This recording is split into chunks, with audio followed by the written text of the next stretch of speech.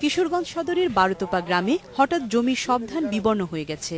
চিটা হয়ে যাচ্ছে একের পর এক ধানি জমি। শুধু ধানই নয়, পুড়ে গেছে গাছও, মরে ভেসে উঠেছে পুকুরের মাছ। আমার 5 খানেক ধান সব গেছে, এই ইট কলা আমার ধান সব নষ্ট করে দিয়েছে। আমি কিলো একায়া ধান ফুলা মারলে বাসাম। মানুষের যে ক্ষতি হইতেছে, ছেলে মেয়েদের গবাদি পশুর যে সমস্ত ক্ষতি হইতেছে, এই সমস্ত ক্ষতির কি উপায় হইবে? এলাকাবাসী শুরুতে কিছু বুঝে উঠতে না পারলেও পাশের ইটভাটা থেকে নির্গত বিষাক্ত বাতাসে এমনটা হচ্ছে বলে সন্দেহ করছে। বিষয়টি কৃষি বিভাগকেও জানানো হয়েছে।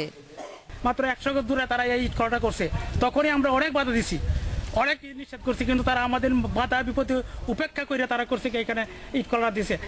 পর্যবেক্ষণের পর ইটভাটা থেকে নির্গত বিষাক্ত গ্যাসেই এমন হচ্ছে বলে নিশ্চিত করেছেন কৃষি কর্মকর্তারা। এ ব্যাপারে দ্রুত ব্যবস্থা নেওয়ার পদক্ষেপ নেওয়া হচ্ছে বলে জানিয়েছেন তারা। মোটামুটি ইট ভাটার কারণে এই ক্ষতিগ্রস্ততার সম্মুখীন হয়েছে কৃষক।